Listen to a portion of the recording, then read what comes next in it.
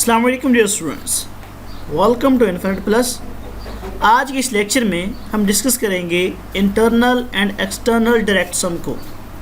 Dear students, इससे previous lecture में मैंने आपको डायरेक्ट सम के बारे में बताया था। तो इस लेक्चर में हम सीखेंगे what is internal and external direct सम। देखिए, हम पहले इनकी डेफिनेशंस देख लेते हैं, अगर आपको समझ आती है ठीक, अदरवाइज मैं आपको अपने एक वे से समझाऊंगा।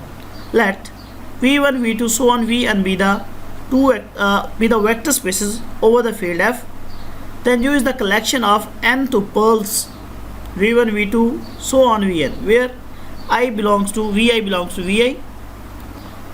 So u is equal to ui into v1 v2 v3 so on vn where vi belongs to vi.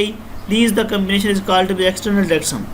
देखिए, एक रफ सी डेफिनेशन है, इसमें कुछ एक आपको ऐसी इन्फॉर्मेशन नहीं गिवन जिससे कि आप एक मुतासिर हों और कहें कि हमें समझ आ चुकी है।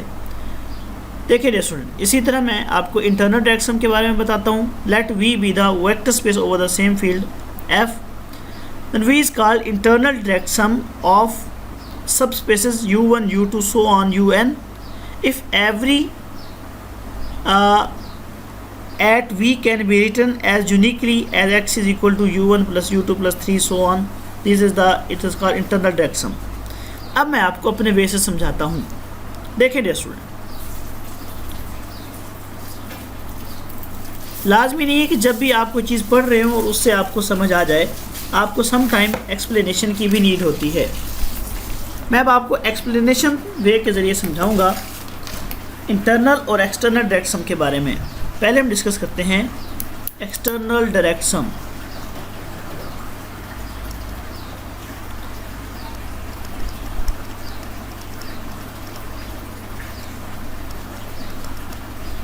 एक्सटर्नल डायरेक्ट सम, फर्ज करो हमारे पास कोई वेक्टर स्पेस है। Let V is a vector space. Okay, let, अच्छा, ये कोई वेक्टर स्पेस है किस पर? ओवर फील्ड एफ, यानी वी हमारे पास कोई वेक्टर स्पेस है ओवर फील्ड एफ पर। Let U over F and W over F, या आप यू कर लें, ये इसको भी ओवर फील्ड एफ आ गया। And let U over F is another vector space over field F. Okay, then u cross v is also a vector space with respect to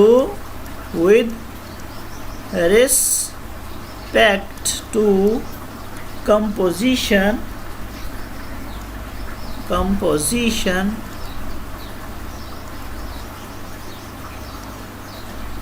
defined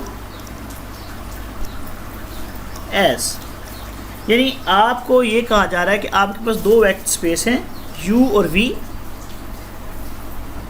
अगर उनका आप क्रॉस मल्टीप्लिकेशन से मुराद ये कि composition लें, u cross v एक और vector space होगा विद द कंपोजिशन, जिसको इस तरह डिफाइन किया गया है alpha 1 beta 1 plus alpha 2 beta 2। अब इनकी कंपोजिशन की डेफिनेशन ये है कि फर्स्ट एलिमेंट फर्स्ट के साथ ऐड होगा, सेकंड एलिमेंट सेकंड के साथ ऐड होगा, ये इसके साथ ऐड होगा और ये किसके साथ ऐड होगा? इसके साथ। Alpha 1 plus alpha 2 beta 1 plus beta 2। Okay, इसी तरह इनकी जो स्केलर मल्टीप्लिकेशन है वो कुछ इस तरह डिफाइन है, कोई सा ए है, A multiplied by alpha 1 beta 1 which can be written as a alpha 1 a beta 1।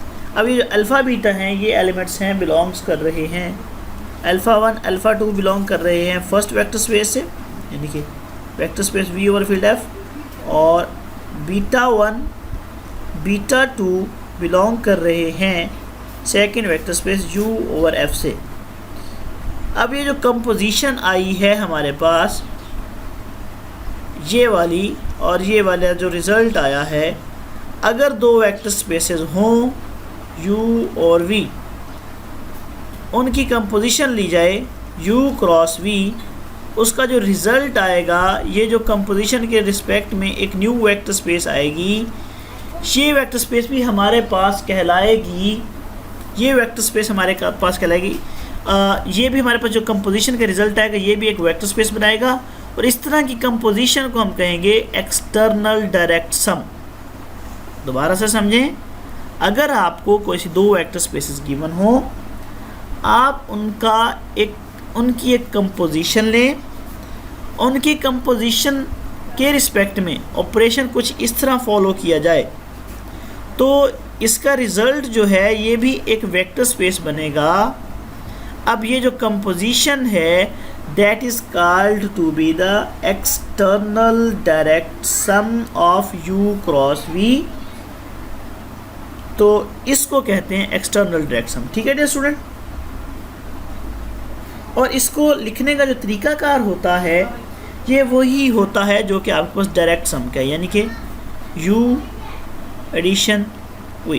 Okay, again दोबारा सुन लें डियर स्टूडेंट्स, आपको कोई से दो वेक्टर स्पेसेस गिवन हो, उनकी आप कंपोजिशन लें U क्रॉस V, और कंपोजिशन कुछ इस तरह डिफ़ाइन हो, ये जो आपको डिफ़ाइन मैंने करवा दी है, ये कंपोजिशन भी आपके पास एक वेक्टर स्पेस बनाती है, और इस वेक्टर स्पेस का ये जो कंपोजिशन है इसको कहा जाता है एक्सटर्नल डायरेक्ट सम। ओके, अब हम डिस्कस करते हैं इंटरनल डायरेक्ट सम को। लेट करो internal direct some,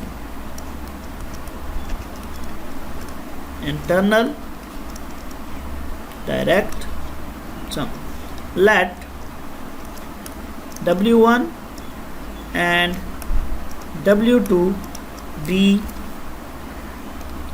any two subspaces of a vector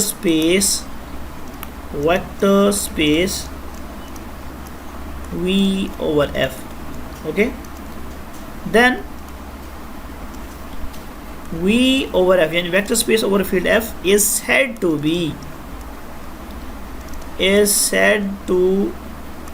be direct sum or या external direct sum is said to be internal direct sum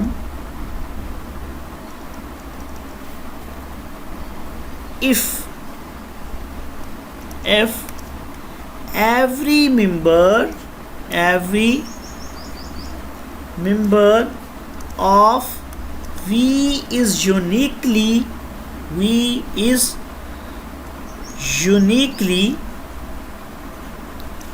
expressible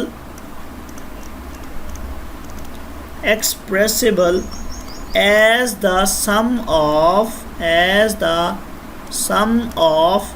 W1 and sum of the elements, यहाँ पे लिख दीजिए sum of the elements of W1 and W2 and is denoted as ये भी basically इस तरह denote किया जाता है डायरेक्ट सम की फॉर्म में। और आपके पास फॉर एग्जांपल कोई गैमा है कोई एलिमेंट जो कि V का है, यानी vector space over V field F का है।